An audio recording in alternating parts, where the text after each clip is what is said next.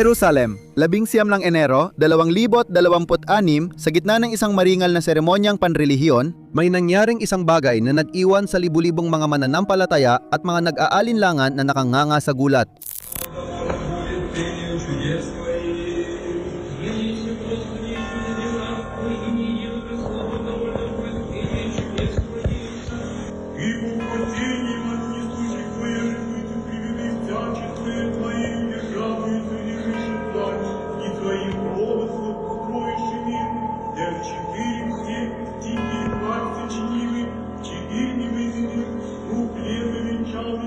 Sa likod ng karamihan, may isang maliwanag na aninong dahan-dahang naglalakad. Nakakabahala kasi pumasok ang figura sa gilid ng haligi pero bigla na lang nawala habang nagdadasal. Banal na pagpapakita kaya ito o pagkakamali sa Matrix? Ano sa tingin ninyo?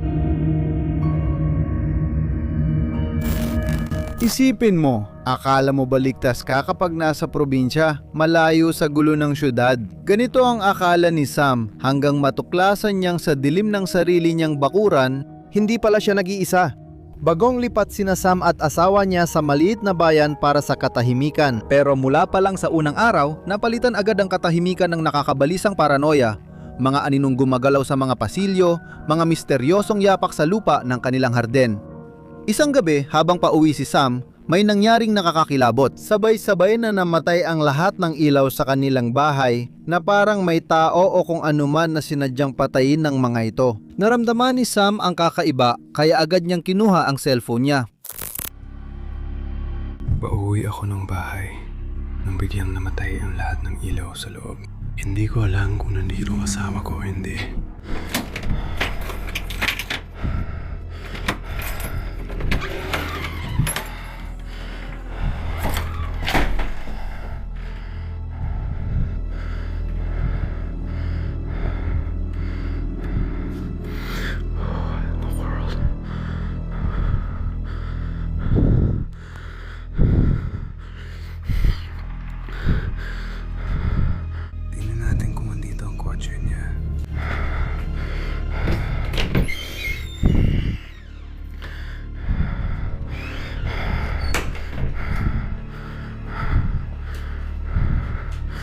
Ayan, bukas na ulit ang mga ilaw. Pero ito ay simula pa lang. Ilang gabi lang ang lumipas sa kalagitnaan ng madaling araw, nagsimulang makarinig si Sam ng mga malalakas na tunog, parang bakal na kumakalampag na nagmumula mismo sa isa sa mga kubo sa likod ng kanyang bahay. Armado lang ng telepono at tapang na di ko kaya, lumabas siya para mag-imbestiga. May kung anong kumakalampag at gumagawa ng ingay sa isa sa aming mga kubol. Hindi ako sigurado sa asahan. Titingnan ko ito.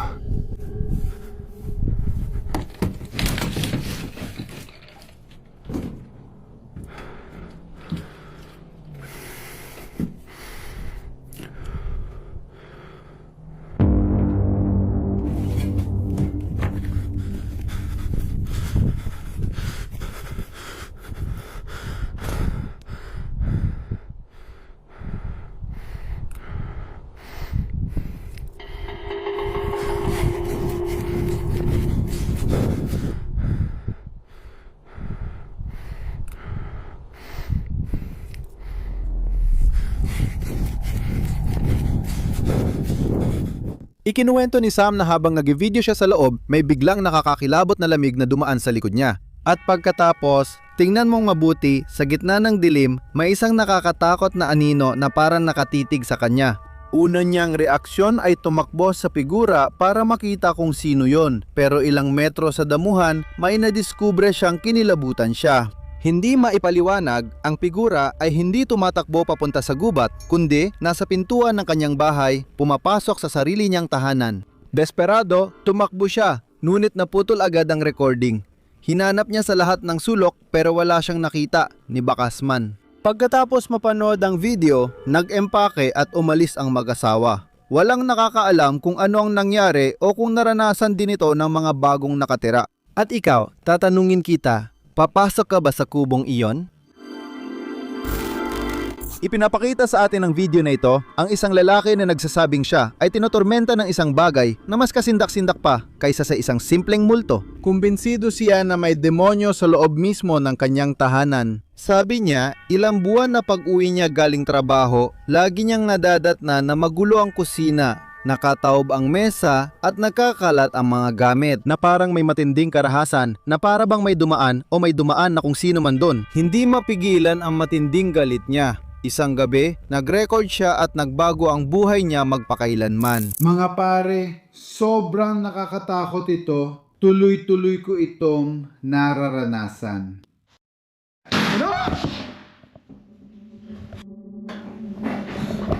Nagbibiro siguro. Ano ba to? Ano bang tunog yon?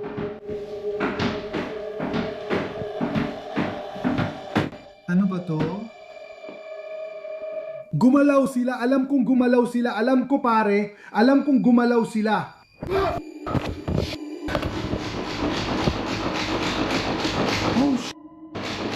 Sa ngalan ng Ama, ng Anak, at ng Espiritu Santo, hinihiling ko sa lahat ng demonyo na lumayas sa bahay ko agad-agad.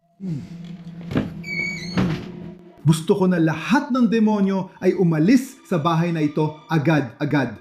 Sa ngalan ng Ama, Anak, at Espiritu Santo, umalis ka sa bahay ko ngayon.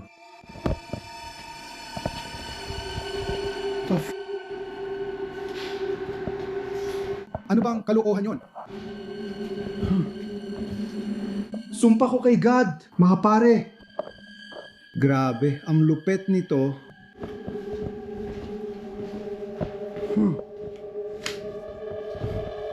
Sumpa ko kay God. What?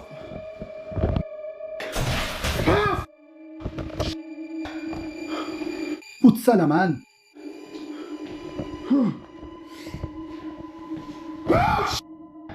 Putsa naman. Holy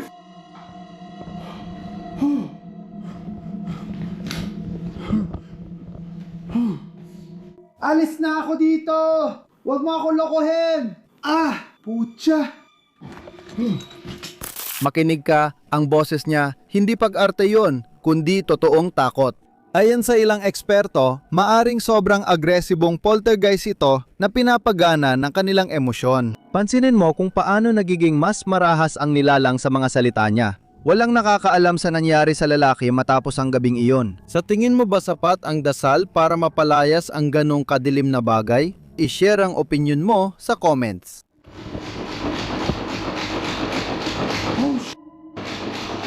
Sa ngalan ng Ama, ng Anak, at ng Espiritu Santo, hinihiling ko sa lahat ng demonyo. May mga panganib ang urban exploration, panganib na aksidente ng mga problemang legal. Pero minsan, ang pinakamalaking panganib ay ang magising mo ang mga nilalang na naninirahan sa dilim. Nagpasya si Make, isang binata, na imbestigahan ang lumang abandonadong paaralan sa liblib na lugar sa labas ng kanilang syudad. May mga sabi-sabing isinumpa ang lugar na iyon, pero walang paliwanag. Dahil sa kuryosidad at motibasyon, pumasok siya dala ang kamera. Itinuturing kong matapang ako, pero maniwala ka, ang atmosfera ng lugar na ito ay talagang nagpapakilabot sa akin. Tumawid siya sa pintuan. Naramdaman ni Make ang bigat sa kanyang dibdib, yung hindi malilimutang kilabot na parang may nakamasid sa kanya sa bawat sandali. Puno ng basura, bandalismo at katahimikan sa paligid niya, pero nagpatuloy siya. Sa ikalawang palapag, may nakita siyang bagay na hindi niya malilimutan.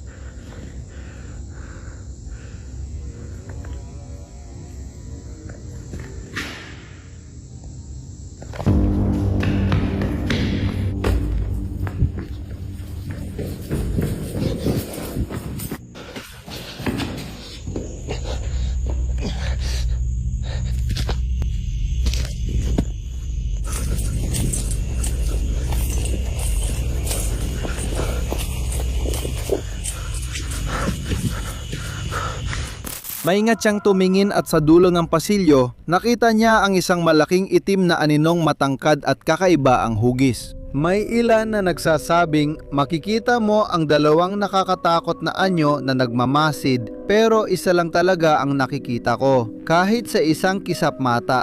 Tumakbo si Meg palabas, tumakas sa unang palapag at tumalon sa bintana, hindi na lumingon. Ngunit may isang nakakabahalang detalye. Ilang oras bago nito, napansin ni Meg ang kakaibang guhit sa pader ng paaralan. Marami rin ang nagsabing ang silweta sa pasilyo ay kamukha ng guhit na iyon. Sa palagay mo ba, totoo ito, tsamba lang, o may hinihintay pang matuklasan?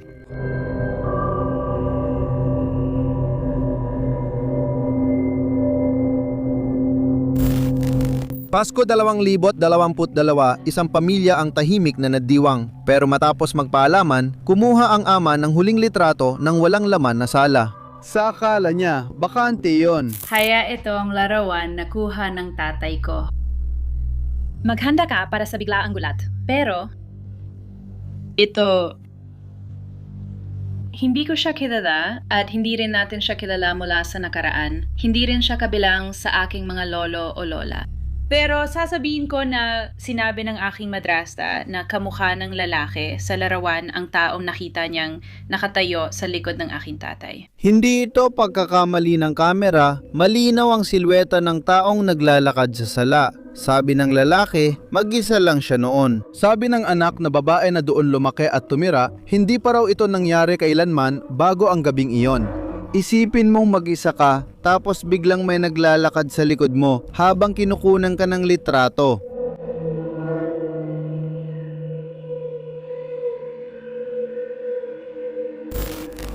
May mga nilalang na kumukuha ng ating enerhiya, pero ang nangyari sa lalaking ito ay lampas pa sa pinakamasamang bangungot.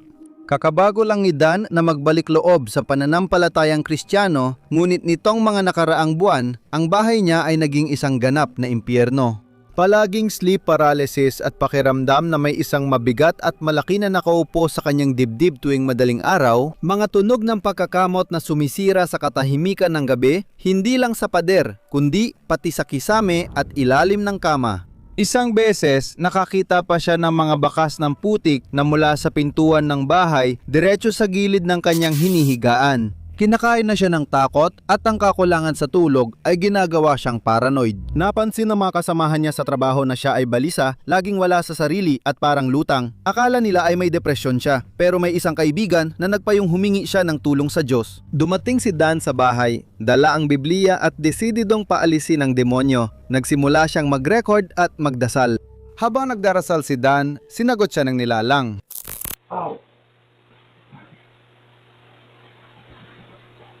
Sige, sa ngalan ng Ama, Anak, at Espiritu Santo, hinihiling ko Jesus ang kagalingan, katahanan ito. Hinihiling ko na palayasin mo ang mga demonyong ito mula sa aking bahay.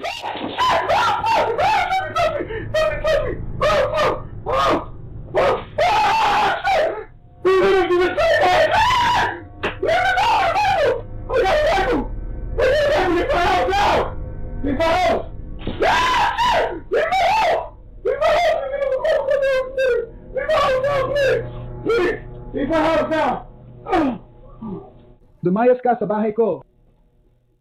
Malalakas na kalabog, nanginginig ang mga gamit at marahas na bumubukas sara ang pinto ng kwarto na parang may di nakikitang pumapasok lumalabas. Para sa marami, ito ay isang demonyong nagpapahirap sa kanyang biktima, para naman sa iba, isa itong sobrang marahas na poltergeist. Pero ano man ang narito, hindi ito umatras, lumaban ito pabalik. Si Dan, na lubos na natatakot, ay nagtatanggol sa sarili gamit ang isang krusipiyo. Dumating ang detalye na nagpagising sa akin, biglang nawala ang krus sa pader ni Dan at pagbalik nito matapos ang ilang segundo, ito ay nakabaliktad na. Ibig sabihin nito ay malademonyong pangungutya ito, malinaw na mensahe na kinamumuhian ng mga naninirahan sa kwartong ito ang lahat ng banal. Wala pang ibang balita tungkol sa kasong ito sa ngayon at sa totoo lang, umaasa akong nasa mabuting kalagayan si Dan.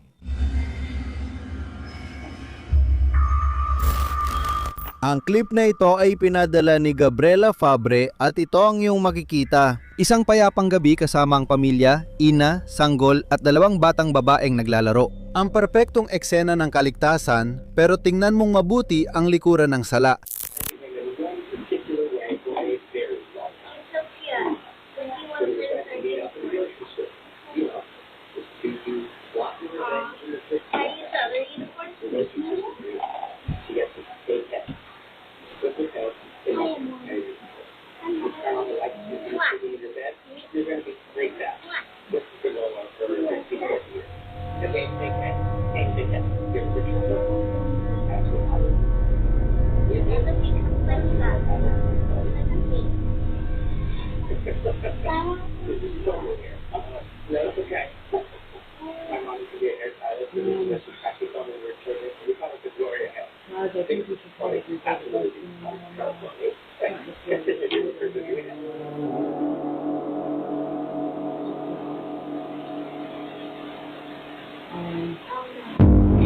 Ay, Diyos ko.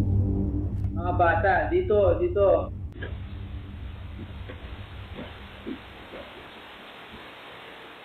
Biglang namatay mag-isa ang telebisyon, pero hindi yon ang pinakamasama. Tingnan mo ang krusipihong nasa pader, ilang sandali, bago gumapang sa sahig ang maliit na laruan na duyan, baliktad na ang krus.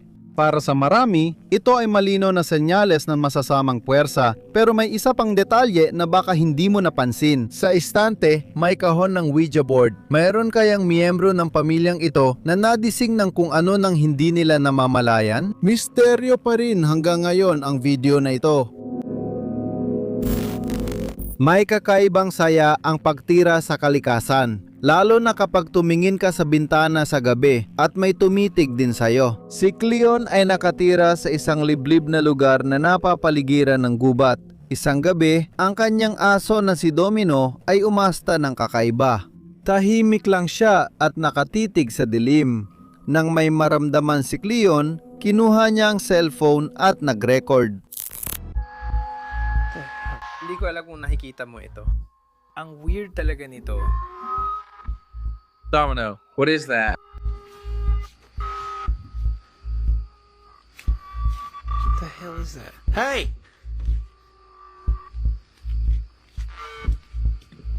Kumusta sa lahat? May nagtatanong sa inyo tungkol sa update sa video nung gabi at sa kakaibang nilalang tao na nakita ko dito. Ako at ang aso kong si Domino ay nakaupo sa porch nang bigla siyang tumakbo sa kanto ng bakuran gaya ng madalas niyang gawin kapag may kuneho, usa o iba pa. Nakatira kami sa gitna ng wala. Hindi siya aso mahilig tumakol, kaya lumapit lang siya sa gilid ng wireless na bakod at tumitig. Tumingin ako at nakita ko siya mula sa likod ng diyan na yon, sa gubat. Naglakad siya papunta sa likod ng truck na yon or papunta sa truck na yon at pumasok siya sa gubat. Hindi ko alam yon, pero sa personal, mapulang kayo manggi siya. Dahil may poste ng ilaw, akala ko makikita ko siya ng mas maayos.